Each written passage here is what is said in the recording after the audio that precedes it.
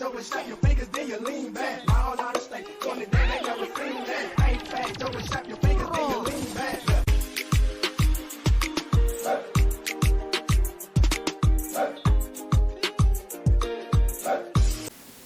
and welcome to Viti Vibes. This is your very own show which caters towards Fijian youth. I'm Jolene Prasad, and I will be your host of Viti Vibes. As always, we encourage our audience to get involved with our show, so if you would like to participate on this show, come on board as a host or an interviewer who would like to help behind the scenes. Feel free to reach out to us at vitivibestv@gmail.com or call the number in our ending credits. Did you know that in the last 2 months there have been over 200 people who have died from illicit drugs? These illicit drugs are a major issue among young people and middle-aged people alike. Last year, we lost about 2,245 people due to an overdose in BC.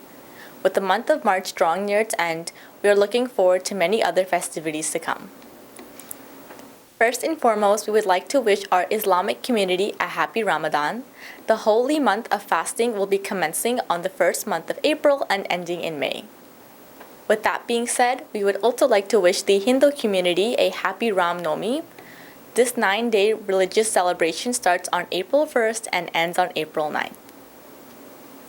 Now we have Shannon Permal, our director, with this week's guest, Salvan Kumar, who is the author of a children's book series called Fijian. Let's hear her. Thank you, Shannon. Hello, everyone. This is Shannon here, your director and host of Viti Vibes TV. It is my absolute pleasure to be joined by a very special guest today. He's actually zooming in all the way from Sydney, Australia with me today. His name is Salvan Kumar, and he is a published author of 2 books, Fijian and Fijian Nana Goes to Sydney. So hello, Salvan. How are you? Hi, Shannon. I'm good. How are you? I'm doing great. Thank you so much for joining us today. I know it's really early in the morning where you are right now. So for actually those of you watching and wondering why Salvan and I aren't in the studio, like I said, he's actually tuning in from Sydney actually to join me here to talk a little bit more about the things he's kind of done and share a little bit more about himself.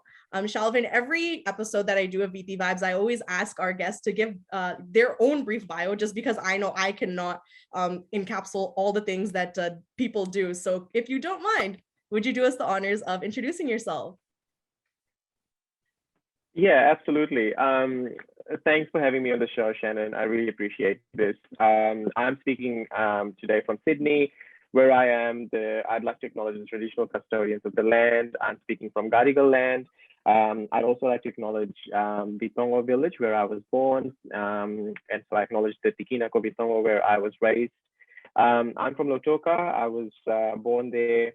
I did my primary school, my high school, my university studies all in Fiji. I have a teaching background, so I taught in Fiji for about 4 years. My first teaching experience was on the island of Taveuni, which was absolutely beautiful.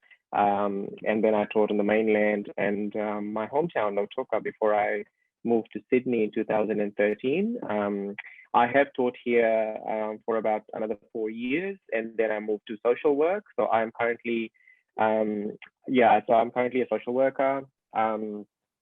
What else do I tell you? All my family is back in Fiji. I'm here by myself with my partner. So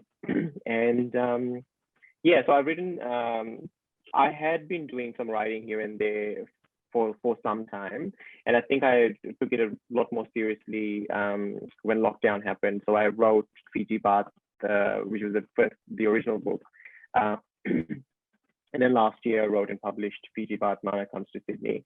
So that's pretty much, and I do some writing here and there. I do some art work here and there.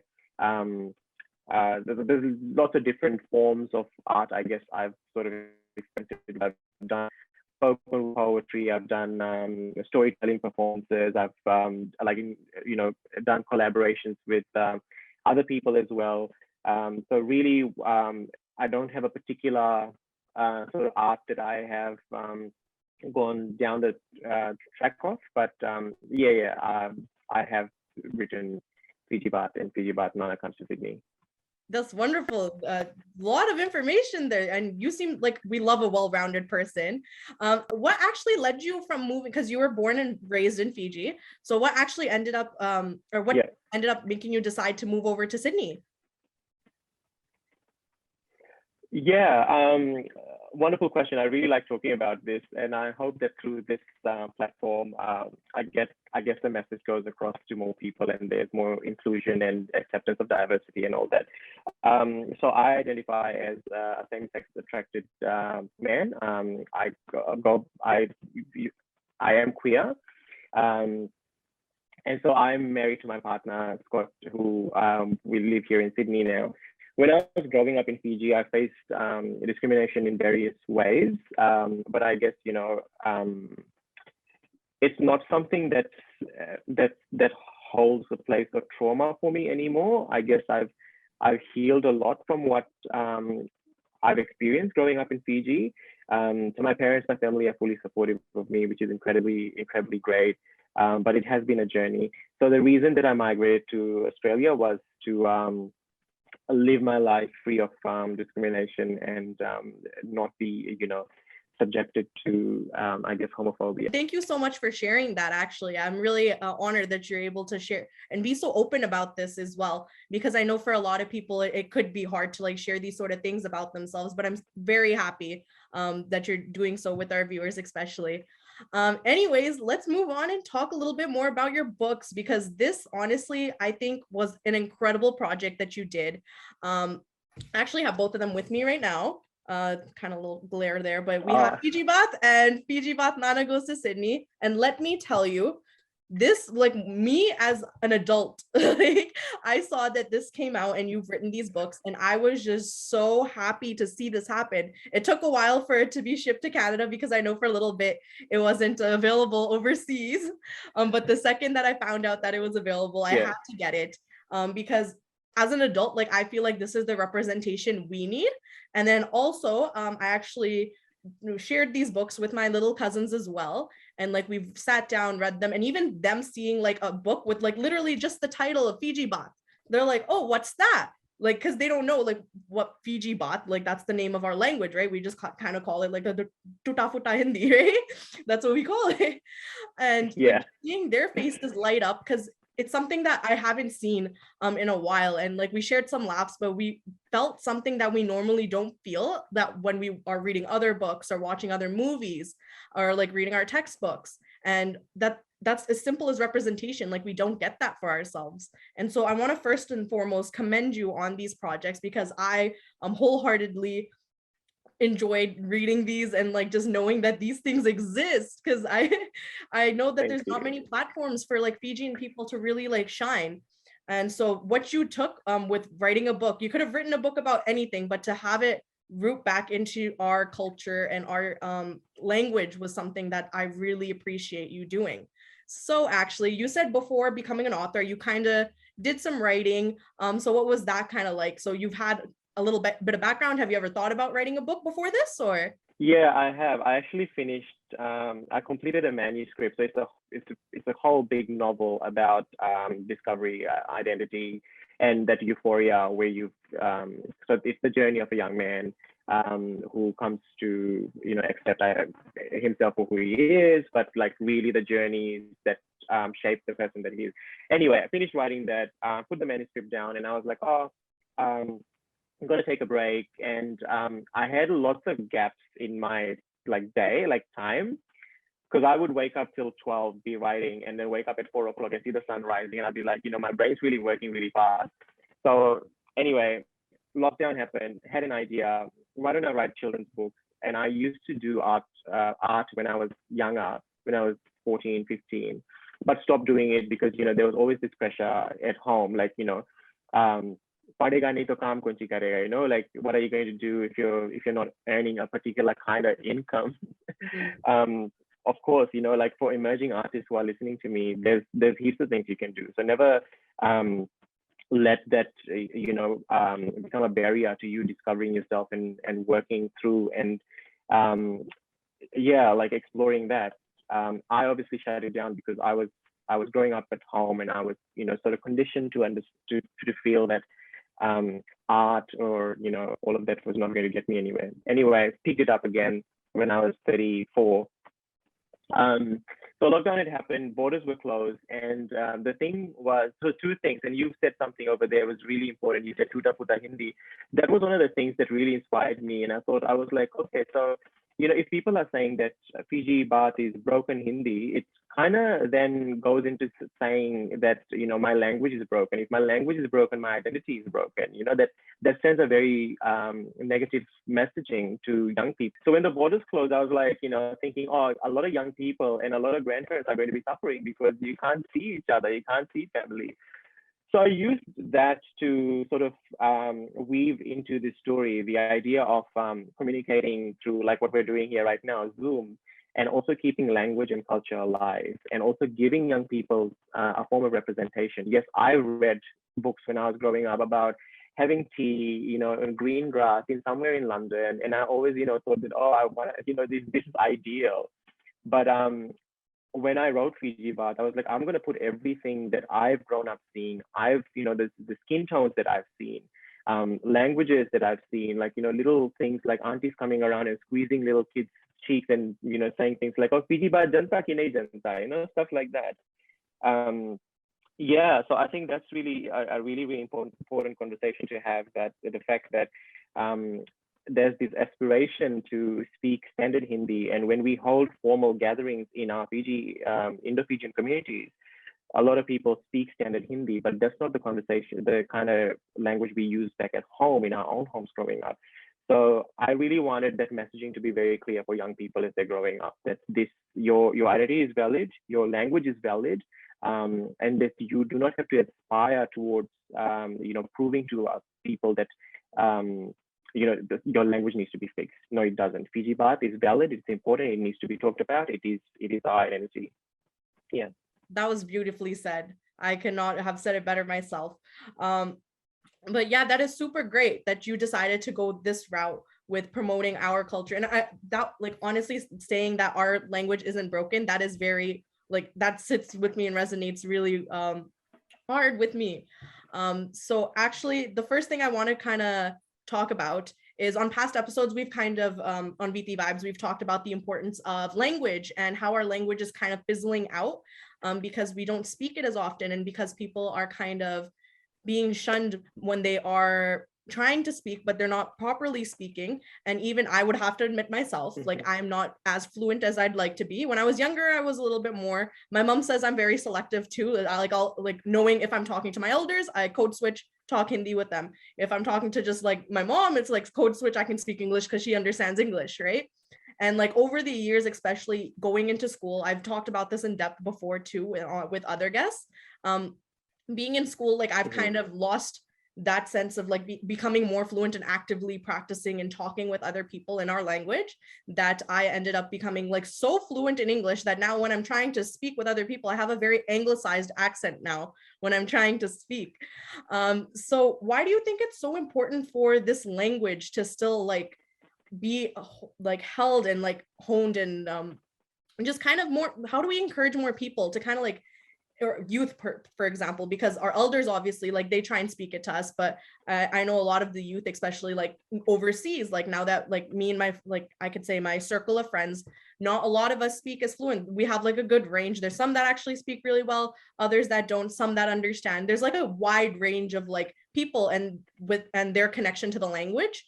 So what do you think is the importance of this language, and why we should be supporting and promoting it a little bit more? Yeah.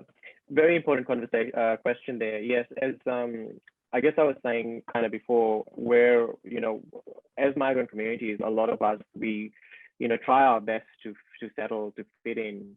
And, I guess English has sort of been glamorized all over the world, and not only just for work, for education, but also for everyday conversations. And it kind of becomes a marker of intelligence or, academic accomplishment if a person is able to articulate themselves in the English language or have a particular accent.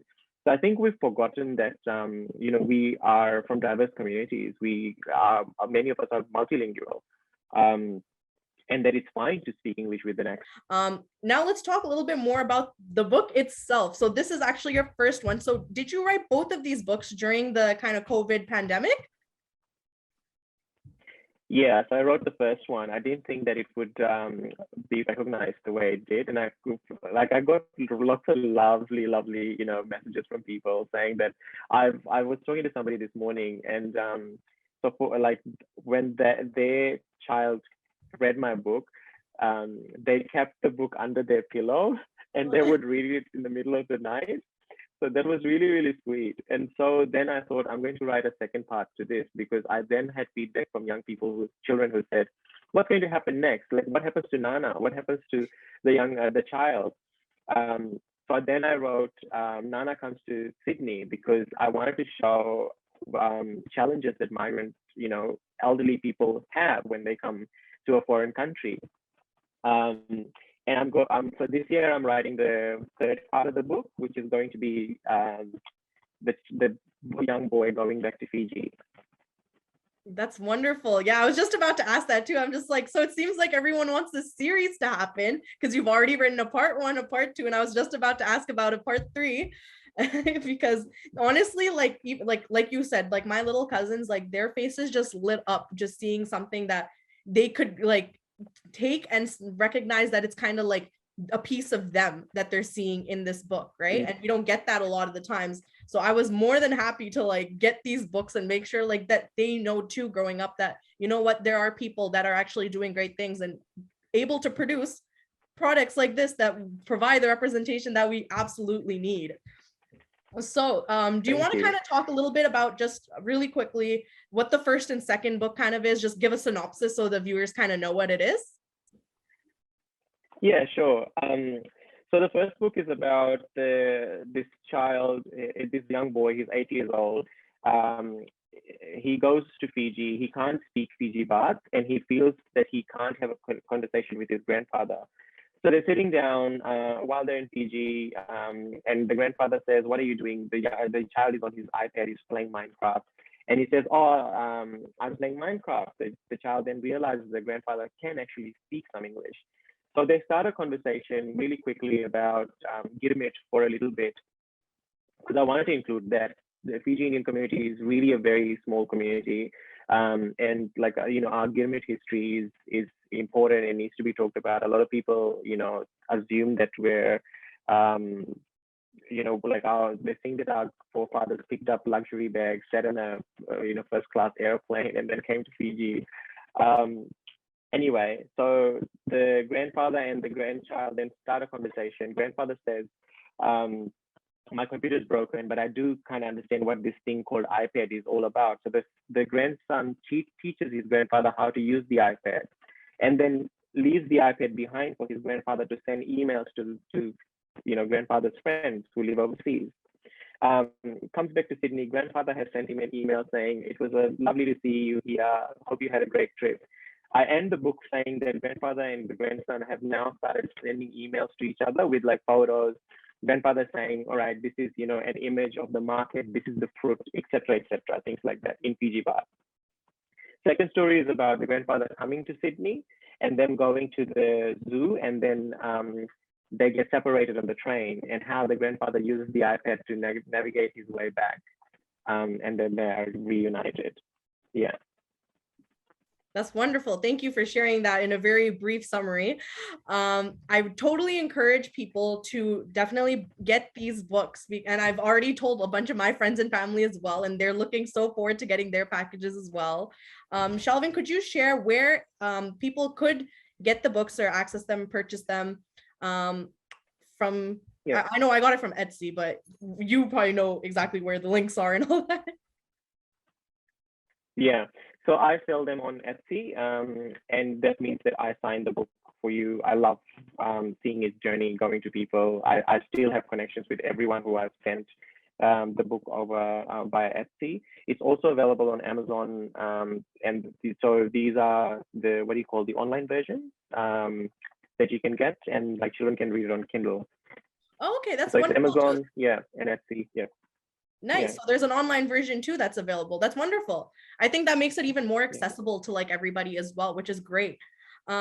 So would you, as an author, see yourself taking this as like a full series and seeing yourself like making multiple more books of like this sort of thing? Or would you try and like go in a different direction with your writing in the future? What are your kind of long-term and short-term goals now with this book and as an author, I guess?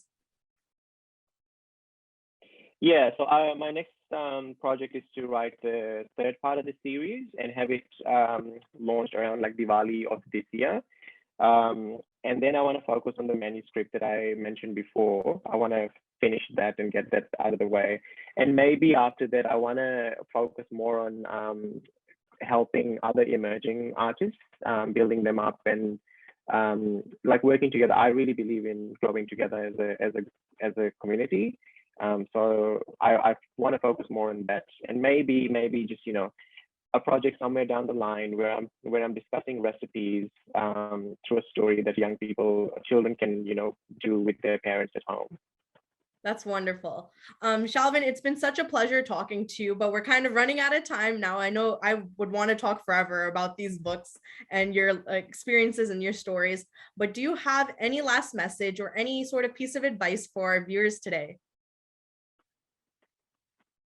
So if you're an emerging writer and artist, please go ahead, discover, and come yourself to the path that you desire. And yeah, to all those people who are listening and you're feeling that you can't speak your language a certain way, don't ever let that make you not try. Whatever you are able to speak, your identity is completely valid. You are what you feel in your heart. And yeah, just best wishes to everybody. That was so heartwarming. Thank you, Shalvin, so much for sharing that. And thank you so much for taking time out of your day. If the viewers want to connect with you over social media, where can they find you? Yeah, sure. Instagram, it's selvin.saroon. You can also add me on Facebook if you like, Selvin Saroon. Yeah, or otherwise, I've got my Fiji Bath book page, which is called Fiji Bath the Book. Wonderful. Thank you so much for joining me again. And for all the viewers at home, I totally encourage you to get not just the first book, but both of them. I 100% will guarantee you that the children reading, and even as an adult, as I was reading this, it will bring you a lot of joy. So definitely add it to your collection. And with that being said, we'll see you all next week with a new episode. We also have some public service announcements that you may be interested in participating in.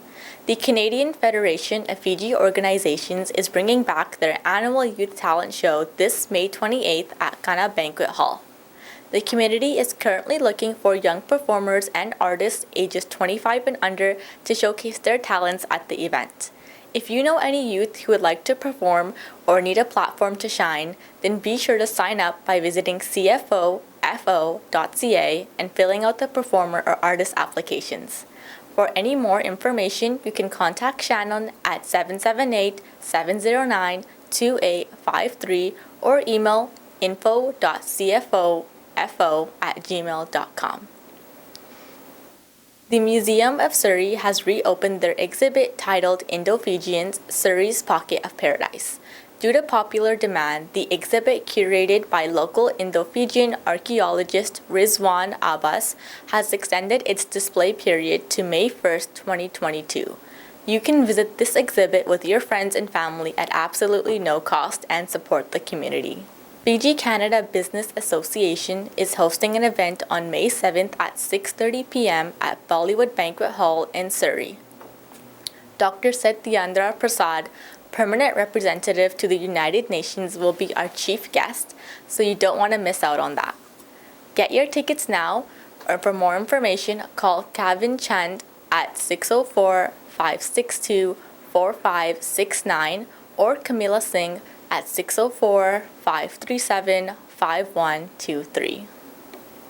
A fundraiser is being organized for the Vancouver General Hospital and the UBC Foundation on June 5th from noon until 6 p.m. at Bear Creek Park in Surrey. Cash donations will be accepted, and for all donations, a tax-deductible receipt will also be issued at the same time. For more information, you can reach out to Rosie Narayan and Priya Mani. Again, if you have any other announcements that you would like our youth to be aware of, please send it to us at our email at pranay.sharma8714@gmail.com. Well, it looks like we ran out of time for this episode, but we hope you enjoyed the show as much as we do bringing it to you. Remember that Viti Vibes is your show too, and if you would like to be a part of the team, whether that is behind the scenes or in front of the screen, then let us know. We're always looking for energetic, young role models from our community who want to make a difference in our community. No show is complete without support from our community, so we are currently looking for sponsors for this show as well. For sponsor inquiries, please contact Camilla Singh at 604-537-5123. For in-studio guests, please email vitivibestv@gmail.com or feel free to call Shannon at 778-709-2853. You can also watch Viti Vibes on the Shaw Multicultural channel every Thursday at 10 p.m. and the reruns on Sundays at 4:30 p.m. If for whatever reason you do not have Shaw, then do not worry because we also upload our shows online to our YouTube channel called Viti Vibes.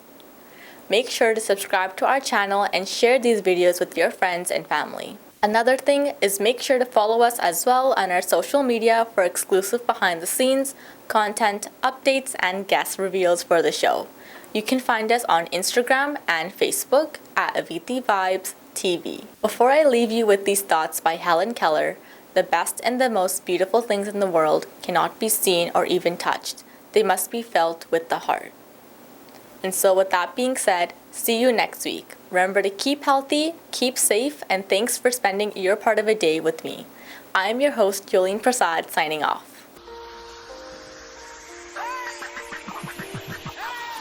Let's go. All out of state, 20 man, they never seen that. Ain't fat, Joe, shut your fingers, then you lean back.